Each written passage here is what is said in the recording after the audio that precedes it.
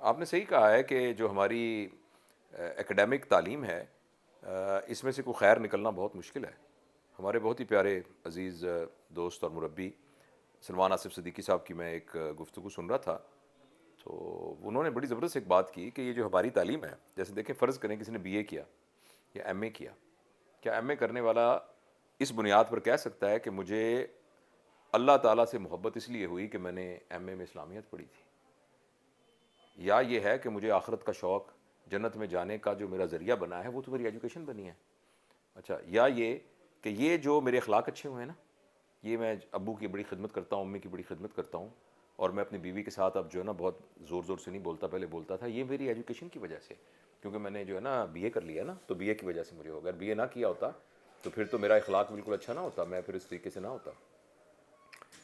یا وہ یہ اچھا، یا یہ کہ کوئی شخص یہ کہہ سکے کہ چونکہ میں نے یہ بزنس ایڈمنسٹریشن پڑھی ہے اس وجہ سے میں بہت اچھا بزنس مین ہوں. وہ اس بنیاد میں اچھا بزنس مین یہ کہے گا کہ میں نے خود تجربات کیے ہیں، یا میں نے کسی کے ساتھ کسی مربی کا ہاتھ پکڑ کے کسی سے سیکھا ہے.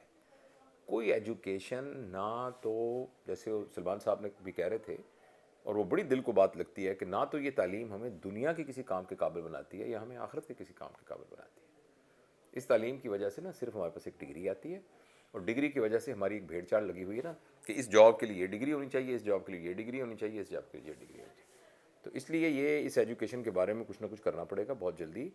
اور ایک جو بہت زبردست مصرف ایجوکیشن کا ماں باپ کے ذہن میں ہے نا، وہ یہ ہے کہ اس کی وجہ سے نوکری ملتی ہے. لہذا جب ذہن سے یہ پیراڈائم نکل جائے نا کہ ہم نے اپنے بچوں کو نوکر بنانا ہے، اس کو نوکری پہ ڈالنا ہے، یہ پیراڈائم جب نکل جائے گا تو پھر ریئل تعلیم بچہ حاصل کر سکے گا.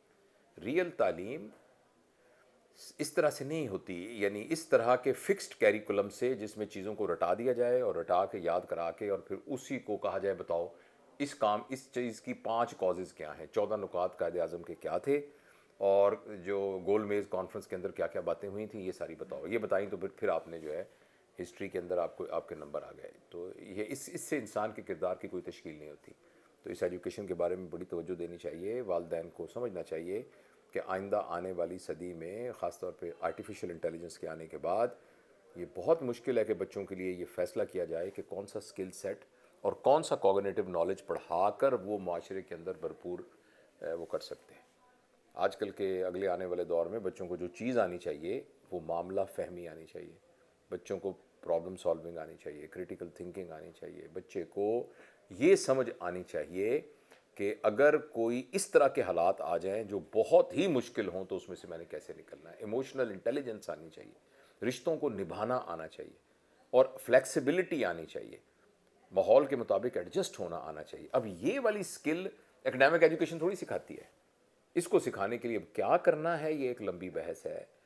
والدین کی تربیت کی ضرورت ہے، گھروں کے ماحول کو بدلنے کی ضرورت ہے، تعلیمی اداروں کے اندر ہمیں کچھ نہ کچھ کرنے کی ضرورت ہے، اور پھر یہ کہ ہمارے پورے معاشرے میں کچھ نہ کچھ کرنے کی ضرورت ہے.